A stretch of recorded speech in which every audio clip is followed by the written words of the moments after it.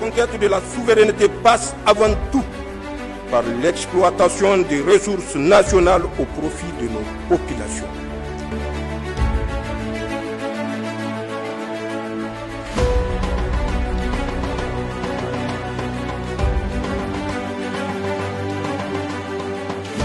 Ministres en charge de la coopération des pays de l'Alliance des États du Sahel ont présenté ce matin à Bamako les résultats de leurs travaux au président en exercice de la Confédération de l'AES, le colonel Assimi Goïta. Suivez plutôt.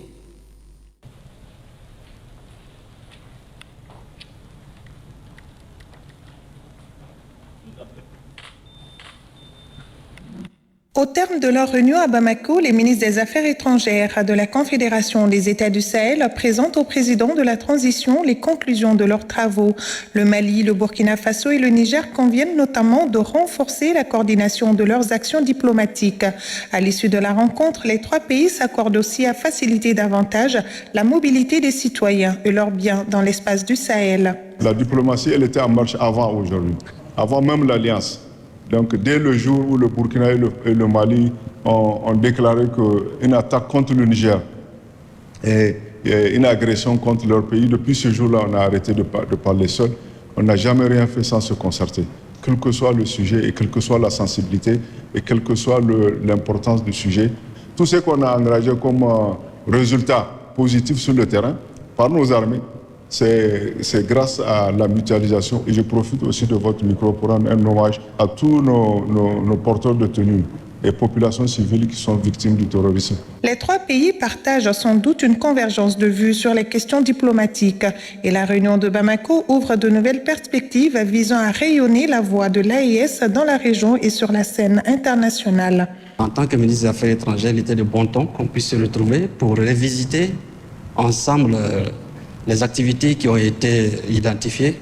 Comme vous le savez, ça intervient aussi la veille de l'Assemblée générale des Nations Unies. C'était bien choisi, nous concerter sur un certain nombre de questions qui vont être abordées à New York et pour que nous allions d'un même pas et que nous puissions parler d'une même voix. Nous repartons très satisfaits parce que nous avons pu aussi recueillir les hautes orientations de son Excellence le président Goïta pour ce qui concerne la conduite à tenir sur un certain nombre de questions, mais aussi sur la façon dont nous devons continuer à travailler ensemble, non seulement entre le département des affaires étrangères, mais aussi entre les affaires étrangères et les autres départements. Dans la foulée, se tient au Mali la CENAR, la Semaine nationale de la réconciliation lancée la veille de l'an 1 de l'AES. L'événement accorde cette année une attention particulière aux victimes des inondations dans les trois pays. Le sujet est évoqué au cours de cette audience par les ministres en charge de la question au Mali et au Niger. Pour ce qui concerne la réconciliation nationale, nous étions là depuis le vendredi. Il était de bon ton de venir manifester sa solidarité par rapport donc à solidarité des pays membres de l'AES, à la population éprouvée, et discuter avec elle, de parler sur un dénominateur commun qui aujourd'hui, vous l'avez tous remarqué, c'est la souveraineté. Ce n'est plus le moment où il faut venir à des occasions comme ça, faire appel à des partenaires à tout vent, qui chacun vient avec son agenda d'une manière ou d'une autre pour pouvoir intervenir face à cette situation. Pour ce qui est des pays membres de l'AES maintenant, il s'agit de parler du même ton. Le président de la transition n'a pas manqué d'exprimer sa satisfaction et son soutien à toutes les initiatives pouvant ramener la paix et renforcer la cohésion entre les peuples de l'AES.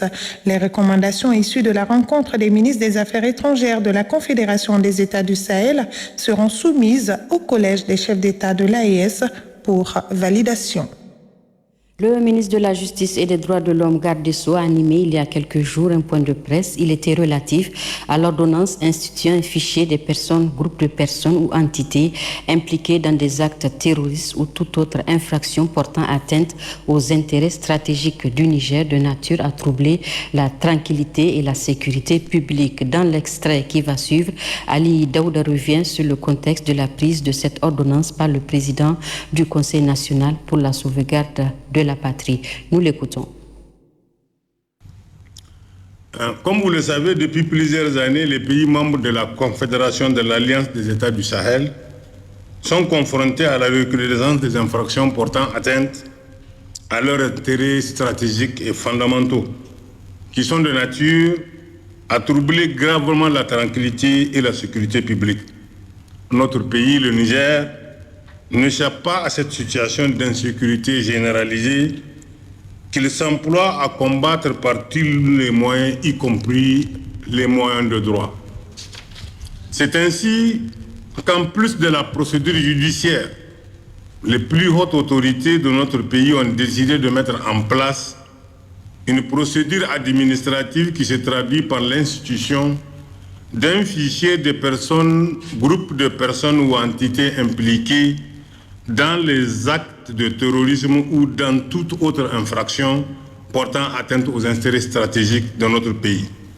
À titre de rappel, les infractions de terrorisme et le financement du terrorisme, tout comme l'appui, le soutien aux organisations terroristes sont prévus par les dispositions du Code pénal dans ses articles 399.1 à 399.9. On agit aussi sur certains aspects de nature sociale, tels que la déchéance de la nationalité.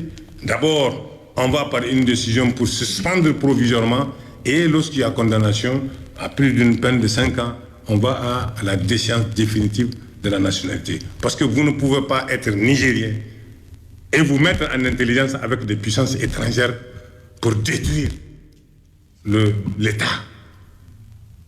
C'est tout ce qui nous appartient. Soit vous êtes attaché au Niger, vous avez une réserve. Vous pouvez commettre des actes, mais il y a une limite en tout.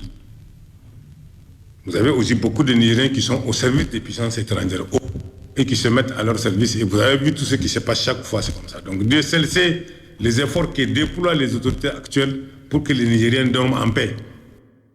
Voilà le ministre de la Justice que vous retrouverez en partie magazine de cette édition. Le projet Shizu USAID vient de remettre un lot d'équipements informatiques d'une valeur de 150 millions de francs CFA au CSI des régions de Dosso et Tawa. C'est le ministre de la Santé publique, de la Population et des Affaires sociales qui a présidé la cérémonie. Ali Hashimou et Harissou Garba. Après quelques poignées de main chaleureuses à Détegui avec les autorités régionales de Dosso, sous la houlette du gouverneur de Dosso, le général de brigade Hiro Omarou, le ministre de la Santé publique, de la Population et des Affaires sociales, à la tête d'une importante délégation, a dès son arrivée présidé la cérémonie officielle de réception d'un lot d'équipements informatiques au profit des CSI de la région de Dosso et Tawa. Acquisition composée de 193 tablettes et 220 kits solaires portables. Dans cet appui, Shizu vise 4 objectifs. Le premier, c'est de renforcer la gouvernance et le leadership. Le second, c'est d'améliorer la disponibilité et l'interopérabilité des applications informatiques. Le troisième, c'est d'accroître la demande et l'utilisation des données et d'informations de qualité pour répondre aux priorités et aux défis en matière de santé. Enfin, le quatrième, c'est de renforcer le développement organisationnel des partenaires non gouvernementaux locaux pour une utilisation durable des données. Ces efforts contribueront à la réduction des taux de mortalité maternelle, néonatale et infantile. Et l'USAID Niger est honoré d'être un partenaire de choix dans ces efforts. Cet accompagnement de Shizu USAID tombe à point nommé et vise à renforcer la relation combien fructueuse avec Shizu USAID, dira en substance le ministre de la Santé publique, de la Population et des Affaires sociales.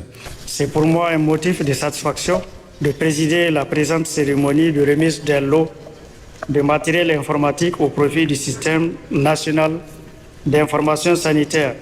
Cet appui du projet Shizu USAID d'une valeur de $362 000 US, soit environ 218 millions de nos francs, fait suite à un premier don en mai 2024 pour les régions de Maradi et Zander d'un montant d'environ 150 millions de francs CFA.